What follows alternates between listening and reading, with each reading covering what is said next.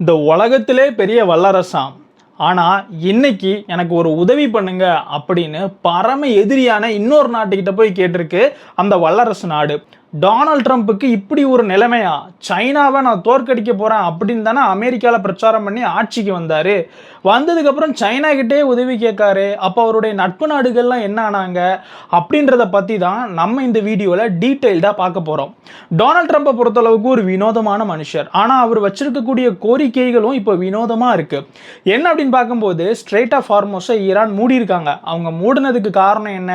சும்மா இருந்த ஈரானை சொரிஞ்சு விடுற மாதிரி அமெரிக்காவும் இஸ்ரேலும் சேர்ந்து ஈரான் மேல ஒரு தாக்குதல் நடத்தினாங்க. கமேனி கொல்லப்பட்டார். அதை தொடர்ந்து அமெரிக்காவினுடைய சொத்துக்கள், அமெரிக்க நிறுவனங்கள், அமெரிக்க பேசஸ் ஈரானை சுத்தி இருக்கக்கூடிய எந்தெந்த கல்ஃப் நாடா இருந்தாலும் எந்த நாடா இருந்தாலும் பாரபட்சமே பார்க்காம ஈரான் போட்டு தள்ளிட்டு இருக்காங்க. இந்த நிலைமையில அமெரிக்காவுடைய கப்பலா இருக்கட்டும், யாரோட கப்பலா இருக்கட்டும், யாருமே இந்த ஸ்ட்ரெய்ட் ஆஃப் ஹார்மோஸை தாண்டி போக முடியாது. உலகத்துடைய மிகப்பெரிய அளவுக்கான எனர்ஜி சப்ளை இந்த ஒரு சின்ன ஸ்ட்ரிப் வழியா தான் நடக்குது. அந்த இடத்தை ஈரான் மூடி வச்சுக்கிட்டு இந்த அமெரிக்கா பண்ண விஷயத்தினால இப்போ இந்த ஸ்ட்ரெய்ட் ஆஃப் ஹார்மோஸை திறந்தே ஆகணும். அப்பந்தான் ஐரோப்பிய, இஸ்ரேலிய, அமெரிக்க கப்பல்கள் அந்த இடத்தை தாண்டி வர முடியும். ஈரானும் அமெரிக்க, இஸ்ரேலிய, ஐரோப்பிய கப்பல்களுக்கு மட்டும்தான் நாங்கள் அனுமதி தரமாட்டோம் அப்படின்னு விடாப்புடியா இருக்காங்க. இந்த நிலைமையில ட்ரம்ப் என்ன சொல்லியிருக்காரு அப்படின்னா, ஸ்ட்ரெய்ட் ஆஃப் ஹார்மோஸ் வழியா அமெரிக்கா ஒன்றும் பெருசாக ஆயிலையும் கேஸையும் வாங்கலை.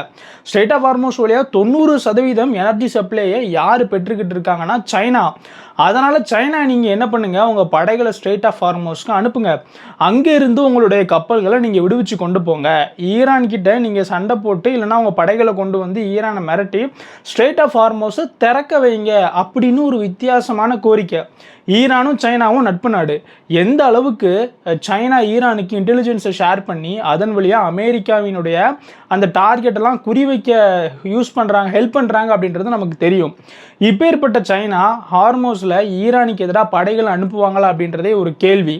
அப்படி இருக்கும்போது டொனால்ட் ட்ரம்ப் ஏன் சீனா கிட்ட இந்த உதவியை கேட்காரு? அந்த அளவுக்கு அழுத்தமா, அந்த அளவுக்கு அமெரிக்காவினுடைய நட்பு நாடுகளோட படைகளாக இருக்கக்கூடிய நேட்டோ கூட உதவி பண்ணலையான்னு கேட்டால் ஆமாம். நாட்டோவில் இருக்கக்கூடிய பிரான்ஸ், ஜெர்மனி, ஆஸ்திரேலியா, இங்கிலாந்து எல்லா நாட்டுக்கிட்டையும் டொனால்ட் ட்ரம்ப் கேட்டு பார்த்துட்டாரு.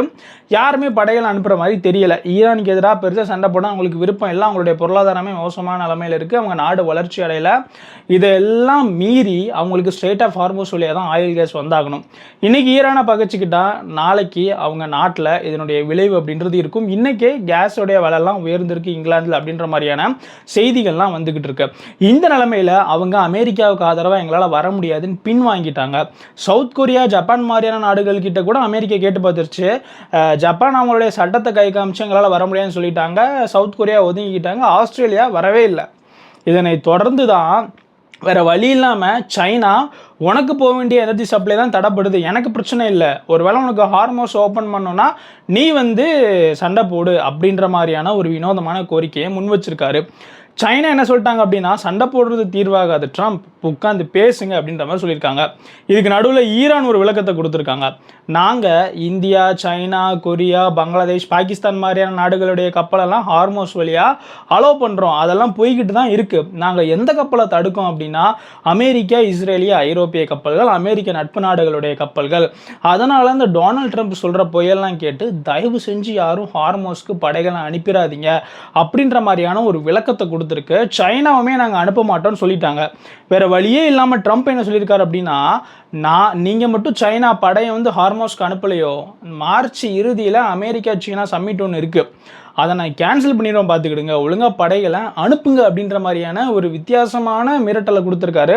ஆனால் சைனா எதுக்கும் அடி பண்ணிடுற மாதிரி தெரியல. கடைசியில் ட்ரம்ப்பே என்ன சொல்லிட்டார் அப்படின்னா, யாரும் எனக்கு படைகள் அனுப்ப வேண்டிய அவசியம் இல்லை, நானே பார்த்துக்கிட்டுதேன் அப்படின்ற மாதிரி ஒரு முன்னுக்கு பின் முரணான கருத்துக்களை தொடர்ந்து தெரிவிச்சுக்கிட்டே இருக்காரு. இந்த நிலைமையில் இந்தியாவுக்கு வர வேண்டிய அந்த எல்பிஜி அந்த மாதிரியான கப்பல்கள், க்ரூட் ஆயிலை கொண்டு வரக்கூடிய கப்பல்கள்லாம் வந்துக்கிட்டு தான் இருக்குது ஹார்மோஸ் வழியாக. அது சம்மந்தமான செய்திகளையும் பார்த்தோம். ஷிவாலிக், நந்தாதேவி அப்படின்னு 2 கேரியர்ஸ் எல்பிஜியை கொண்டு வந்துருச்சு இந்தியாவுக்கு. இந்தியாவினுடைய நேவியினுடைய கப்பல்கள் எஸ்காட்டுக்கு போயிருக்காங்க அப்படின்றதையும் நம்ம பார்த்தோம்.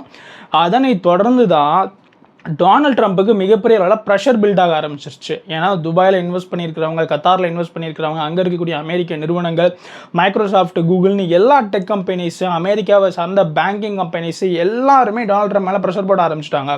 இப்படியே போகிறத பார்த்தா கல்ஃபில் இருக்கக்கூடிய அமெரிக்க நிறுவனங்களினுடைய ஒட்டுமொத்த இன்ஃப்ராஸ்ட்ரக்சரையுமே ஈரான் அடித்து துவம்சம் பண்ணிடுவாங்க, தயவு செஞ்சு போகிற நிப்பாட்டுங்க அப்படின்ற மாதிரி. இப்போ இறங்கி வந்தால் அமெரிக்காவினுடைய அந்த ஒரு ஈகோ அப்படின்றது டச் ஆயிரும். அதுவும் டொனால்ட் ட்ரம்ப்புக்கு ஈகோ டச் ஆயிரும். இந்த ஒரே காரணத்துக்காக வேறு வழியே இல்லாமல் சீனா படைகள் அனுப்புங்க அப்படின்னு கேட்குற அளவுக்கு இன்றைக்கி ட்ரம்ப் வந்திருக்காரு. ஏன்னா ஈரானாக பார்த்து போகிற நிறுத்துகிற மாதிரி தெரியலை. அமெரிக்கா ஒரு வேளை சொன்னாங்கன்னா நிறுத்திக்கிடுதோம் அப்படின்ற நிலைமையில தான் இருக்காங்க. அதனால தான் பேச்சுவார்த்தைக்கு வாங்க அப்படின்னு ஒரு 3 கண்டிஷனை கூப்பிட்டு ஒரு சிக்னலையுமே கொடுத்துருக்காங்க. இந்த இடத்துல என்ன மாதிரியான ஒரு சினாரியோ அப்படின்னா, மாட்டக்கூடாத இடத்துல அமெரிக்காவும் இஸ்ரேலும் போய் மாட்டியிருக்காங்களோ அப்படின்ற மாதிரி யோசிக்க வைக்கிது நம்மளை. ஏன்னா நிலைமை அப்படி தான் போய்கிட்டு இருக்கு. இது எந்த விதமான கேம்பெயினாக இருக்கட்டும், என்னவா இருக்கட்டும், ஈரான் மிகப்பெரிய அளவில் அடி வாங்குதாங்க தான். ஆனால் சின்ன சின்ன டார்கெட்டை குறிவிக்கிறதன் மூலியமாக உலகத்துடைய ஒட்டுமொத்த கவனத்தையுமே ஈர்த்து அமெரிக்க அரசாங்கத்துக்கு முதலீட்டாளர்கள் மிகப்பெரிய ப்ரெஷரை கொடுக்காங்க அப்படின்றத சீனாவை ட்ரம்ப் உதவிக்கு கூப்பிடுறதன் மூலியமாக நம்ம தெரிஞ்சுக்கிடலாம்.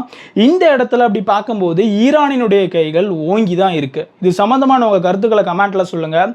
நம்ம ஓஹோ தமிழ் சேனலை சப்ஸ்கிரைப் பண்ணாமல் பார்க்குறவங்க சப்ஸ்கிரைப் பண்ணிக்கிடுங்க.